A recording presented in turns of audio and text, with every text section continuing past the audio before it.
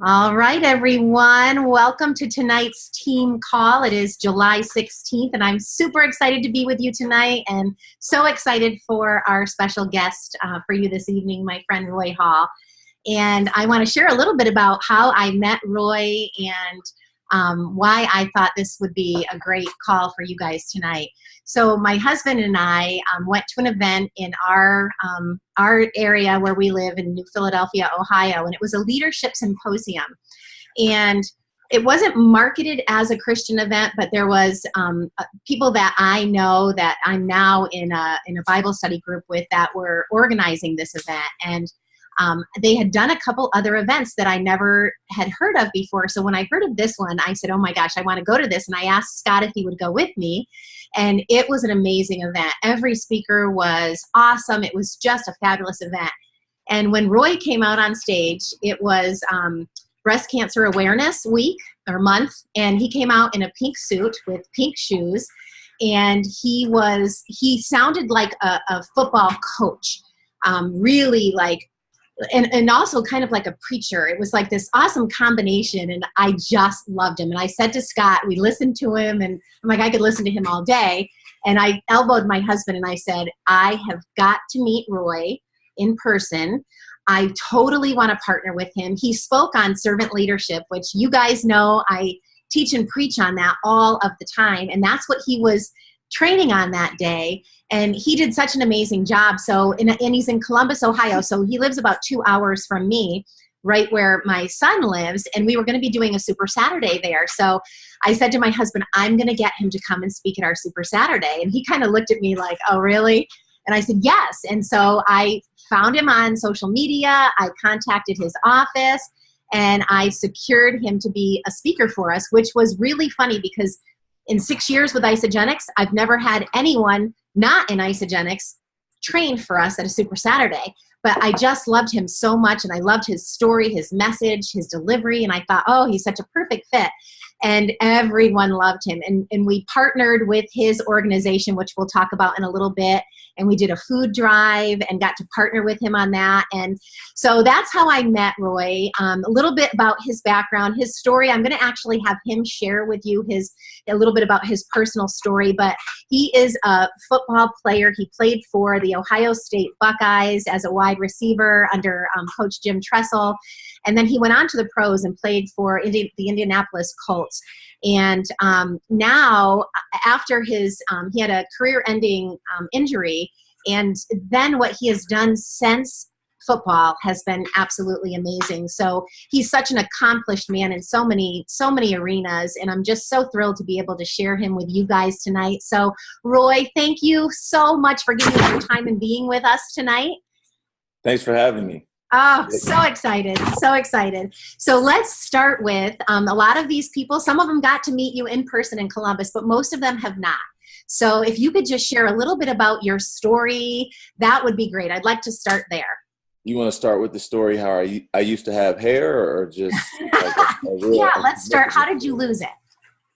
I don't know. I lost it at around 19. I went to Ohio State to play football, and after the first season, I don't know if it was the stress or what it was, but my hairline just started here, and then it just started creeping back. And then for the last 15 years, I've been shaving my head. So I don't know what happened to my head. Oh, that's great. Well, let's start with, I know some of the things that drive you now are based on your humble beginnings. So maybe just share a little bit about how you got started and maybe your rough start and how you got introduced into football and how you started to make some really unbelievable changes for yourself. Yeah, I think one of the things, it's interesting that you just used the word rough start. You know, I think the best starts are rough starts. For those people who like building things, like anything wood in your house, floors, antiques, tables, eventually they had to be sanded down. So they started off kind of a rough piece of wood or whatever it may be, and it had to be chopped down, sanded down. And I just didn't know it at the time because I was so young, but it was really positioning me to be where I am today. The fact that my dad was a heroin addict and used to physically abuse my mom and me and my sister, That's just the start of it. But the perseverance that I was able to witness from my mom and kind of fighting through that, she didn't necessarily have the physical tools to be able to fight my dad back, obviously, but she fought back by not quitting on her kids and not quitting on her role as a mom. And it really instilled a certain level of perseverance and resiliency in me and embedded that in my soul, just witnessing it through my mother. And so once we kind of got through that initial hurdle of my dad and kind of overcoming that, I mean, for a young man, you always want to have your father in your life. I think one of the challenges that I still have is trusting men and having men in my life that I feel like I can be completely open and honest with. It's a challenge for me because I never had it. I didn't have it growing up. And then when you start meeting men that want to help you out, it's usually because you have athletic ability.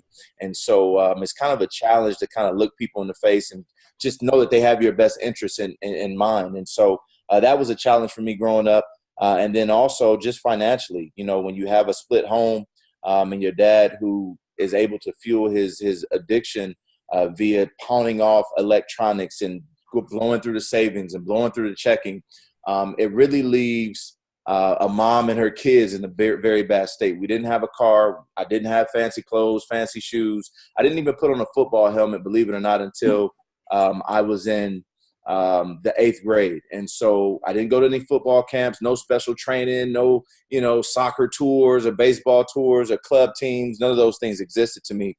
The only focus I had when I was in middle school was getting a job so I could help my mom. And so those are kind of like how I started, where I started. Eviction notices coming in all the time. I'm asking family members at 10, 12 years old to borrow money to maybe pay for the rent or pay for the mortgage at the time.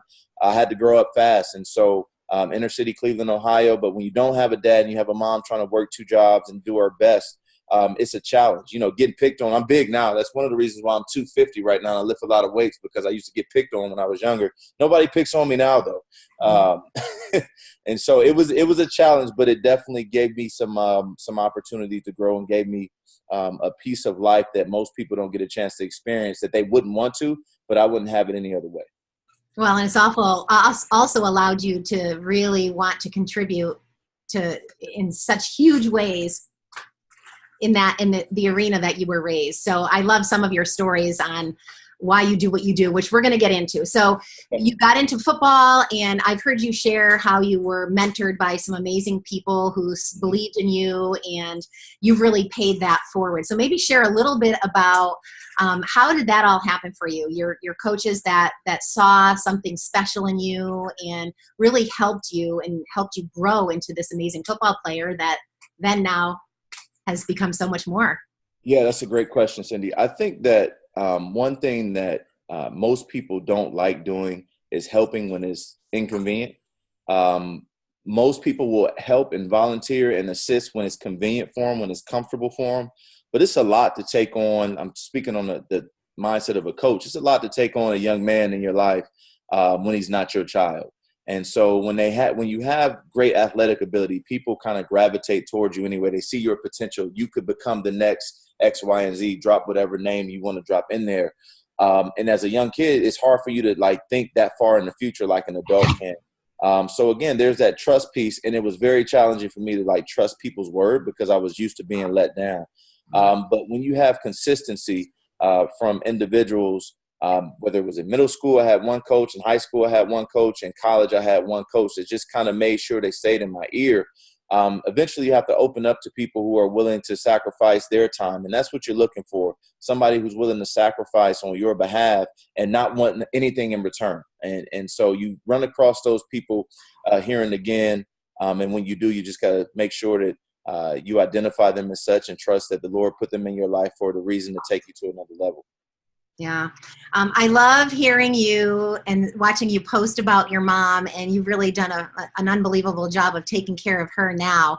And I'm sure that all has to do with the aspect of servant leadership. I have to bring up servant leadership here because I know you're super passionate about it too. So tell me, through your story of football and then after football, when did you become a servant leader? When did this happen for you? Ooh.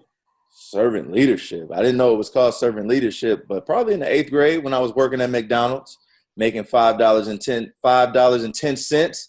per hour working at McDonald's, working every part of McDonald's. I did everything in McDonald's except payroll. They should have hired me as a manager at 14, but it didn't work out. But that's where it started because I took on that job and didn't run track that year at my middle school because my mom needed some extra dollars. And I felt like if I could work 20 hours a week, times about $5, I can help her out maybe $100 a week or whatever it may be.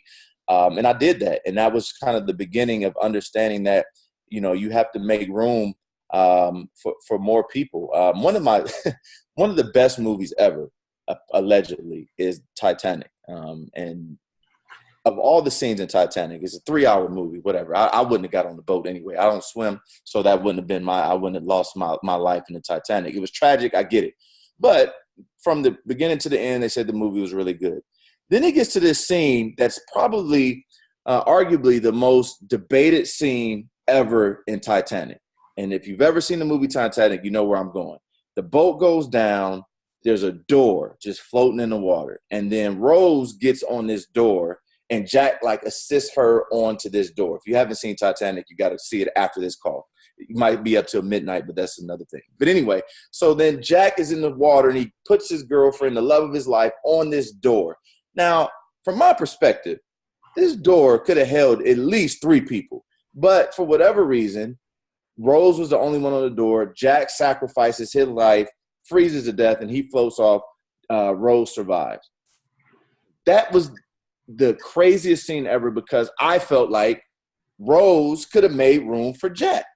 And so I feel like in life, a lot of times we have this platform and we get comfortable and we get on a certain level and we don't necessarily make room for more on our particular door. Like there are more people that can use your platform and use where you are in life, and you can save more people if you just scoot over just a little bit. It may be just a little bit uncomfortable. The door may feel like it'll go under a little bit if you add a little bit more weight. But in life, you have to use whatever you have and add more people to that. It's no reason for you to have a huge house and 17 cars and go on vacation every week when it's just you and 3 people that you know. But now it's time to take everything that you have and bring more people on board, show them how you acquired what you have, and use your time saving other people's lives with the resources that you have. And so that part of being a servant leader, I learned at an early age. How can I take what I have and add more people to it? How can I bring more people on board? How can people be on my door? And when can I switch places with them? I don't necessarily have to stay on the board the entire time. Using this analogy, I can get in the water sometime and we can rotate. So sometimes I may not have everything that I want, so somebody else can have what they want. It's why certain teams like Alabama and Ohio State in college football, or when I was playing in the NFL, the Indianapolis Colts, the New England Patriots, why those same teams over and over every single year end up playing in a championship game, because everyone on that team embodies being a servant leader. I'm not successful unless the people around me are successful. If I have all the money and everybody around me is broke, then I'm technically broke. So, and I'm not doing what I'm supposed to do as a leader. That probably started when I was in the 8th grade, when I started working on the behalf of my mother. And it just kind of transitioned through, and that energy transferred through the rest of my life. Yeah, that's awesome. And guys, we have a lot of Patriots fans on this call right now. So I don't know if you can see everyone, Roy, but they're probably just so excited that you just said that. I did not tell him to say that, everybody. I'm not excited about the Patriots fans. Oh, gosh. All right. So let's go from football into what you're doing now. Share with everyone about Driven Foundation and what inspired you to do this, to start your own non-for-profit organization. Yeah, primarily just my upbringing. And sometimes when we're down in a rut, when we have our own challenges, we forget the people that are down with us, right? So we're not the first person in life to go through a certain challenge or a certain negative experience. And so going through what I went through as a young man and knowing that there were other families dealing with poverty and different things as well, once I got in a position to make a difference long-term and consistently, we started the Driven Foundation. Me and my co-founder, Antonio Smith, who's also a former Ohio State and NFL player as well, we went on to start the Driven Foundation in 2008. And so since 2008, we've been able to distribute over 850,000 pounds of free food to over 6,500 Central Ohio families. We've expanded from just 3 mentorship programs when we started all the way up to 12 mentorship programs, ranging from 5th graders all the way through seniors in high school, male and female. We do a back-to-school event every year where we give away 400 backpacks full of supplies, free barbecue, free haircuts, free hygiene products as well for kids. We throw birthday parties for whole classrooms at a time, like the entire 2nd grade class of Moeller Elementary School, the entire 3rd grade class of Windsor Elementary School, because a lot of the kids that we work with don't get an opportunity to celebrate their life. And so we want to make sure that we throw a birthday party for everyone and just go for toys, cookies, cake, you name it. Well, most of the time I eat half of it before it gets there, but I have a sweet tooth. But we do a lot of different things, very versatile in our approach to problem solving, whether it's working with individuals that have suicidal thoughts and have tried to take their own life, to working with our No Drugs program and educating our students on the impact of drugs and why we shouldn't even go down that alley. So we kind of cover a lot, but that's what kept me in the NFL, actually being versatile, being able to do a lot, not necessarily being an expert in everything, but being very efficient, very precise in our approach to problem solving. So driven is what I do now, a lot of motivational speaking, but it all is a part of that swinging pendulum to make an impact, to make a difference on people. Sure. And that's why you guys, I really wanted Roy to be here, because you are all impact makers. You are blessed to be part of a company where the more successful you are, the more you can give back. And Roy is all about contribution and giving back. And that's why I wanted him to be here. So Roy, what kind of advice can you give for people that, really want success and really want to contribute? Really want success and really want to contribute. I think that's two different lanes. I keep saying problem solver. I'm a problem solver, right? What is the problem? How can I be part of the solution? And the problem is not always your problem. It may be someone else's problem. I think that's how you gain value. One of the, not to preach to you, but as many people that quote scripture in the Bible and things, what I love about Jesus and his ministry is he was a problem solver first and a preacher second.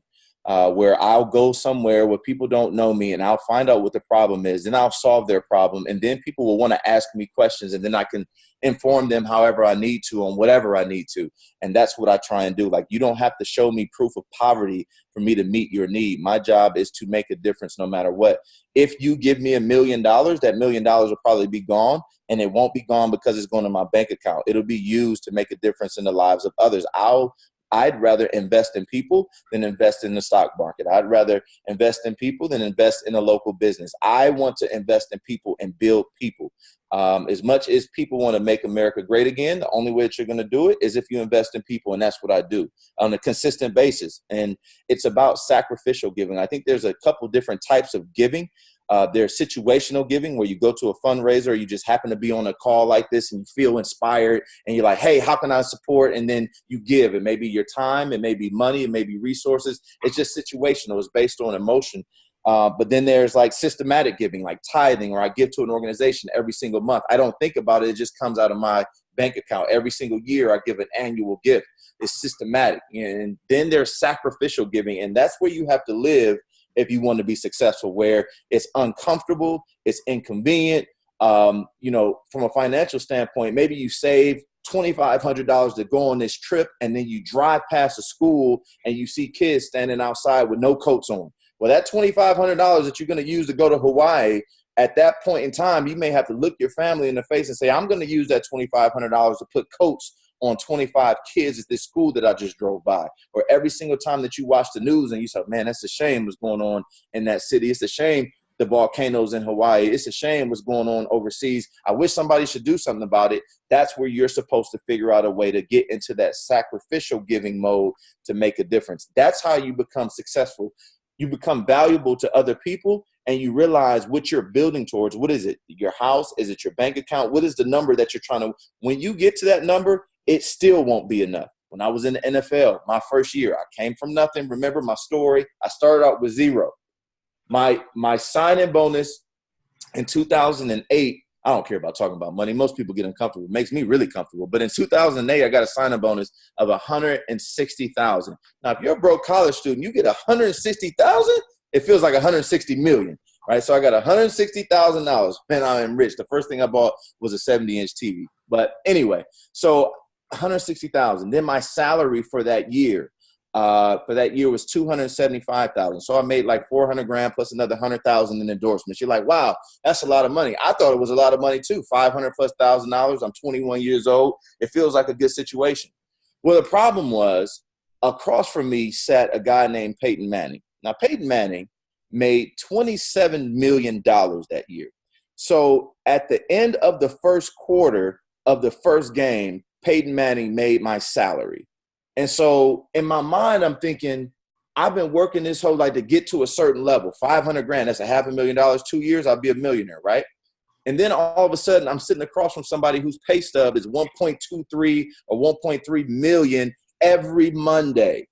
And then walks in Jim Irsay, who's our multi-billionaire owner. And he's worth, billions and billions of dollars, has his own team and all these different things. And I'm wondering to myself, what is that point where you feel like you have enough? Is it $1 billion? Is it a couple million? Is it 500,000? And then I realize it's not so much what I have, it's what I do with what I have. And how can I help other people at least get to whatever their respective goals are? And so that's kind of when I shifted my focus, when I realized that money was just energy, money was just a resource, money was just supposed to be and is supposed to be used to help other people and help their experience as human beings on this earth. Yeah, that's gorgeous. I love it. Thank you for sharing that. So how about going back to servant leadership? What aspects of leadership do you feel have really helped you become so successful with your work? Because it carries over to what we're doing. What you do is so similar to what we do in so many ways. So, these people here are building a business with Isagenix. They are really passionate about helping other people with their health. Very passionate about helping people be able to pay for their products. And they really want to learn to be great leaders. So what do you think could help them become great leaders? Well, the first thing is love people. All right. You like the product, love people. Don't focus so much on the business, focus on the business of building people. However you have built your business, you have to make sure that you're building people the exact same way. What makes people tick? A lot of in the network marketing business, it seems agenda-based. It seems motive-based. I get a lot of your attention when I'm starting, and then once I'm off and running, you don't have to interact with me as much. But I believe that a lot of people get involved with network marketing from a social standpoint. I don't have a lot of friends. I don't know a lot of people. I'm extremely uncomfortable. I stay at home a lot, or I'm doing something new. So it feels good when all these people are talking to me and giving me high fives, and I'm going to the different meetings and such. And then once I'm off and running, all of a sudden I have to become that person for someone else. But if you don't understand the impact of building people first, right? Doesn't matter who makes the most money. It doesn't matter who rises to the top. Everybody's going to rise to the top if everybody loves each other. You like the product, you love people, and you focus there. I remember it's kind of, you have to balance the scale, right? Because so much of our ego and our pride wants to be successful, which is, natural. And to watch someone else be successful gets sometimes challenging. Like, man, if I had or man, this person is doing extremely well, and you're watching the business explode for them, and you're kind of like slow and things are going a little bit different. And if you love that person, you'll be just as excited for them having success as if it was your own success. Sometimes when I get a chance to fly and travel, Cindy, you travel way more than I do. It's definitely a blessing for you to be able to do that, you and your family. But one of the things that gets people frustrated the most is after you pay your $30 or whatever it may be per bag to get on the plane, which is them stealing our money anyway, but you pay your $30 to get on the plane on your bag, and then you're cramped up if you're flying coach, because you didn't pay the $200 to fly first class. And so now you're thinking about that. You're like, man, I should have just went ahead and been comfortable. Now you're uncomfortable in the middle seat. The lady to the left has a dog that they let on the plane, and she got a little poodle in her hand. The guy to the right snoring his head off, and you're stuck in the middle, and you have to use the restroom, but you don't want to move out the way. The whole experience is just uncomfortable. Then you get off the plane, you go to baggage claim. They don't tell you exactly which carousel to go to. So now you're looking at all these different people and trying to find people that were on your plane, and it just is just a headache. You're frustrated. You just want your bag. And then you get downstairs and the carousel and the bags come out, and you're waiting and waiting, and everybody else is getting their bags. Why should she get her bag before me? I paid just like she paid. They got their bags first. They got their bags first. They got their bags first. Where's my bag at? I'm frustrated. I'm sitting there. I'm getting angry. Every time somebody picks up a bag, I'm getting angry. Or you can have the mindset of every time somebody picks up their bag, I'm one bag closer to getting my bag. Or I'm one blessing closer to my blessing. I'm one breakthrough closer to I'm one person closer to getting my business to explode the way that I want to. If I remain patient, if I'm excited for the person getting their bag, if I help these people get their bags, I'll be closer to locating my bag myself. And so that's kind of where you want to be when it comes to people, when it comes to business, when it comes to operating and understanding. Like sometimes you got to wait. Sometimes you get your bag right away. Sometimes you get your breakthrough right away. Then other times you got to wait. And when those people other people are getting the attention and other people are getting what they need, then you have to be just as excited as if it were you. Yeah. One of my favorite quotes is a Zig Ziglar quote: when you help enough people get what they want, you will get what you want. And it's all about helping them first. And that's for sure. Gosh, I just thought of something I wanted to ask you. Totally lost it. I should have wrote it down. All right, let's talk about this. Can you share with us some of your daily habits, things that you do to keep your mindset in the right place? Because you obviously have a very positive mindset. I coach a lot on mindset and keeping a positive attitude and seeing the good in everyone, and having that glass half full. What do you do? What are your daily habits that help you with your mindset? I often write down the names of people that I want to impact, right? And so whether it's immediate family or friends, or sometimes I'll write down stranger 1, stranger 2, stranger 3, stranger 4, stranger 5. Now, these strangers are really perfect strangers, but these are people that I haven't met yet, that I don't know, that I haven't interacted with. But guaranteed that there will probably be 3 to 5 people every single day of your life, if you leave your house, that you're going to interact with one way or another that you don't know. It may be the cashier at the Target or the grocery store. It may be a gentleman who's experiencing homelessness outside of the Chipotle. It may be the flight attendant. It may be a camp counselor when you're dropping your kids off at summer camp. There's going to be somebody that you interact with that in a matter of 10 seconds, you could make or break their day. And so part of my routine is to make a positive impact on every single person that I come in contact with. Even if it's inconvenient, even if it's agitating, I'm going to spark up a conversation. That kind of keeps me in the mindset of thinking about other people, so much so that I forget about myself. Now, there is a balance piece where you want to take care of yourself. I understand that. But if I'm waking up as a part of my routine, I'm taking care of myself in the morning. I'm rooted in the word. So if I'm praying, if I'm studying, if I'm listening to a good podcast for 5 or 10 minutes, I don't necessarily listen to a lot of voices. There's so many great motivational speakers and great books to read and great preachers and great pastors and great messages. You'll get overwhelmed with listening to a whole bunch of stuff because you can't apply it all. So I'll pick things to kind of chew on. You're supposed to eat 5, 6 times a day. So, 6 or 7 minutes here and there, I'll do. But it's just about routine early on. But you also have to flow in rhythm. Routine, if you get off of your routine, it could destroy your day. If you can flow in rhythm, which is just routine, but with movement, the ability to flow, to adapt and adjust, and you can kind of flow that way, you kind of land on that side. So I kind of focus on rhythm. But what keeps me in rhythm is interacting with different people, because different people move at different speeds. So that's what I try and do. I literally write down stranger 1, stranger 2, stranger 3, and how can I make a difference in the lives of people that I don't know? Part of that is doing my job efficiently, right? Making sure I plan the right thing. I do the right events. I show up to the meetings that I need to show up to.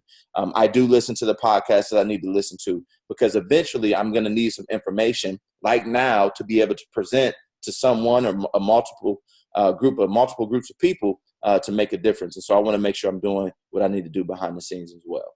That's great. And do you consider yourself an extrovert or an introvert? I am both. Both. If you put me in a room with 200 people that I don't know, I will fade to black and I will be in a dark corner in the room. Um, Mostly because I know as soon as I start talking, I kind of have a dominant personality. And it's not like if I meet someone, then somebody, like, I just don't like being in the room with people I don't know. Like, it's hard for me. I struggle with it. But if you put me on a microphone in front of 20,000 people, I'll go berserk. I'm feel at home there. But in a room with 200 people, I don't do networking events. I don't do well with them. I don't do well with networking events. I don't do well with golf outings. I don't do well with conversation that's agenda based. Whenever somebody says, well, what do you do? I tune out the conversation. I don't. Why do you need to know what I do? Ask me who I am. Ask me about what I like. Ask me about my personality, but don't ask me what I do, because if I tell you I'm a CEO of a Fortune 500 company, then you're going to assume I got a lot of money. But if I say, oh, I run a nonprofit organization, they give you that look like, oh, you do charity work. Good for you. Glad there are people like you to do that, right? And so you get judged based on those conversations. So I'm an introvert in certain places, and then I'm an extrovert once I have to make a difference, so to speak.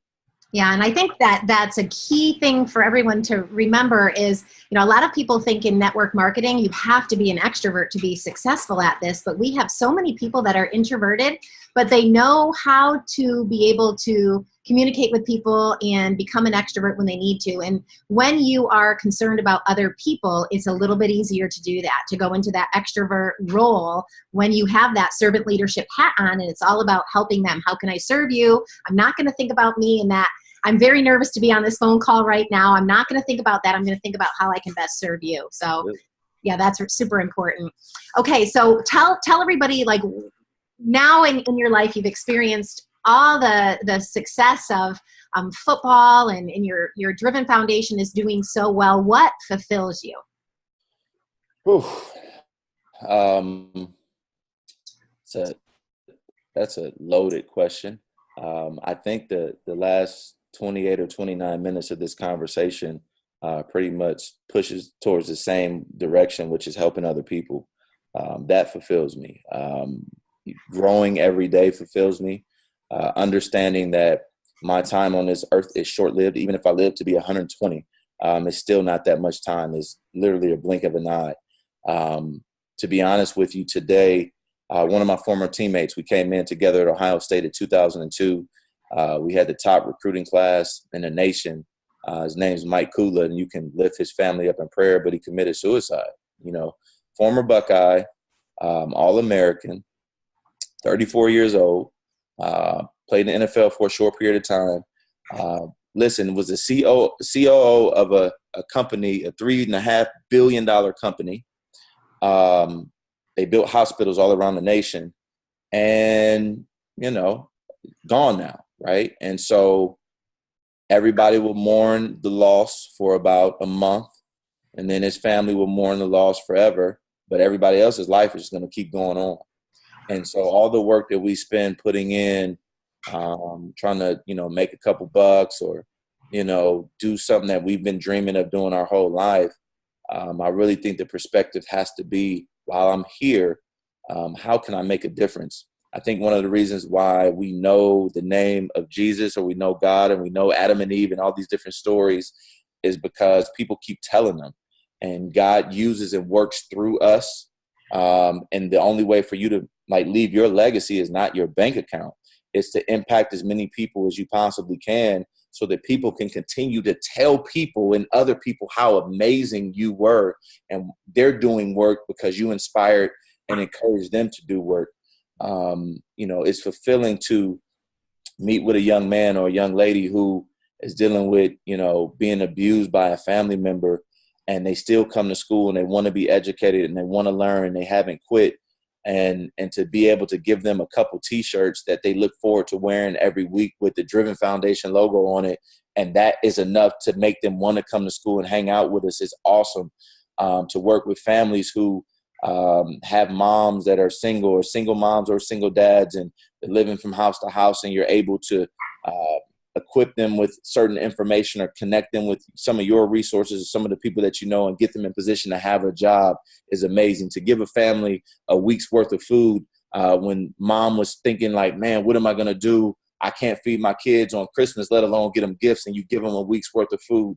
When you adopt the whole school and give every kid in the school at least $20 worth of toys on Christmas time, those are the things that make a long-term difference, because it may just be an action figure to you or I, but to that young man who's 6 or 7, who's never seen an action figure, to know that, God hadn't forgot about him and people are actually kind and not as evil as they look on TV. Those moments are fulfilling to me. To be the person who's the equalizer, the person that gets to calibrate or balance the scale, that's fulfilling to me. When I was in the 8th grade or 7th grade, whenever it was, when I first learned algebra, it was hard for me to wrap my mind around 6x equals 36. How can a number equal a letter? And then you learn how to divide. When what you do to one side, you have to do to the other side. And if I want to figure out what X is, I got to divide by 6 on the left and divide by 6 on the right.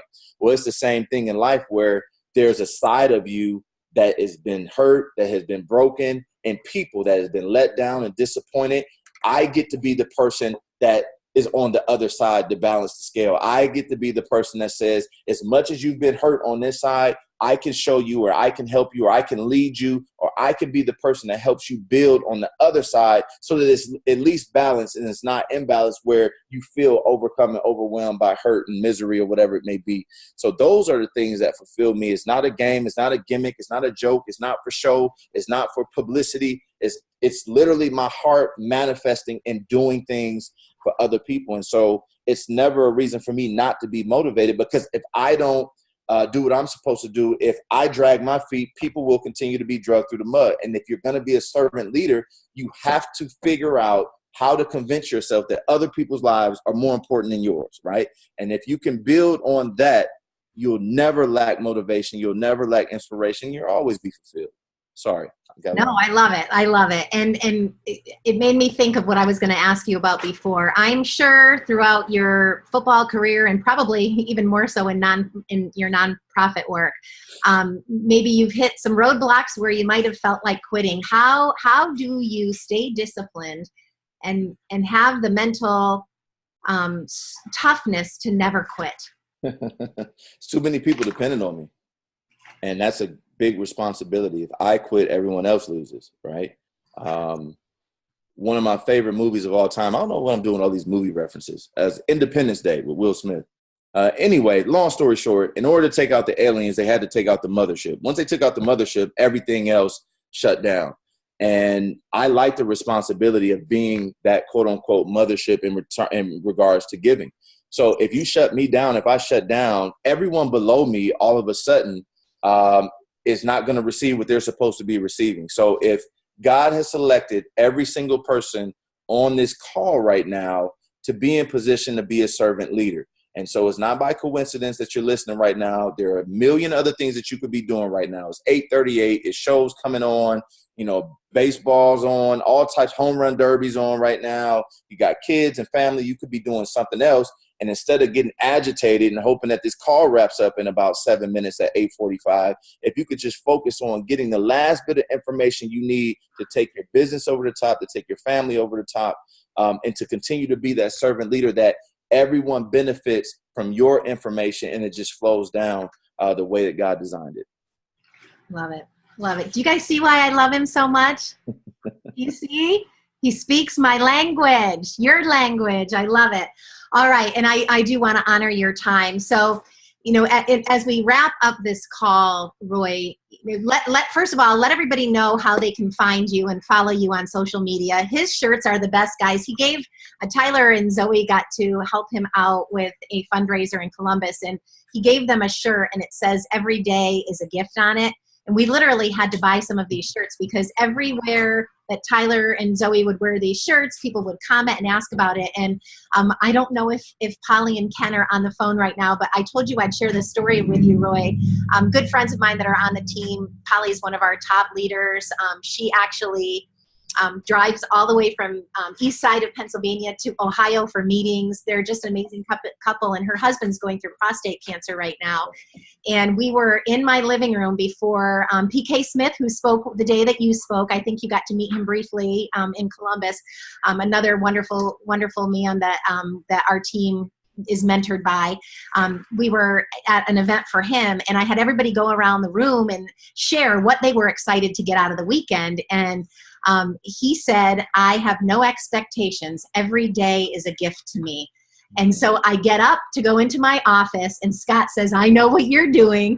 And I go and I find a shirt that will fit him, and I gave him that shirt, and then he wore it the next day. And I'm telling you, I have goosebumps telling you the story. It was so beautiful. So I don't know that they're on, but they'll see the recording if they're not. So so yes, in closing, tell everybody how they can find you on social media and stuff that you have coming up. Yeah, for all of you that do have social media, I mean, if you type in Roy Hall, I think you'll find me. But it's like @Roy_Hall. Somebody just took straight up Roy Hall. But I'm one of the top ones that comes up if you're on social media. Our website for the Driven Foundation is staydriven.org. And it kind of lists out everything that we do. We always have different things that we do. It's probably about 14 or 15 different outreaches that we have. And we're having some good success with that. So feel free to reach out. I'm on Facebook, Instagram, Twitter, Snapchat, and everything else that they have. So LinkedIn, I'm there. It's kind of hard keeping up with all those things, but you just got to go to where people are, get a little bit uncomfortable occasionally, answer your messages, and it's all good. So that's kind of how you can get in touch with me. Or you can contact Cindy and just have her send me a text message, and I'll be there. So. Yeah, we're hoping to help Roy with an event in August. What's the name of your back-to-school event? Yeah, so I was a marketing major at Ohio State, and so everything that I come up with is anointed from the Lord Almighty, and I come up with these great names for event. So it's a back-to-school event, so I decided that we were going to call our Driven Foundation event the Before School Starts event. I think it's pretty brilliant, right? I think it's pretty good, pretty basic. However, the B4 is for free barbecue, free barbers, so you get free haircuts, free book bags with school supplies, and free bath kits, because we give away about $100 worth of hygiene products, deodorant, lotion, soap, that type of thing, dishwashing liquid, that type of thing for the kids. So it's the Before School Starts event. I'm looking forward to it. We'll have free food. We'll have bounce houses and face painting and a lot of good things out there. This is one of my favorite events of the year.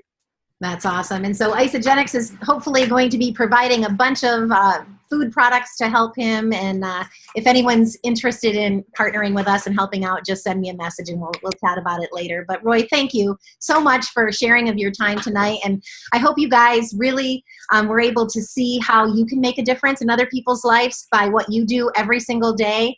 When you can live in a place where your work is serving other people, your work is helping other people, whether it be with their health, whether it be with their finances, in every area of their life, that is such a gift. And we all have that gift, and we're able to impact so many people's lives. So we're all so blessed. So Roy, thank you from the bottom of my heart for being with us tonight.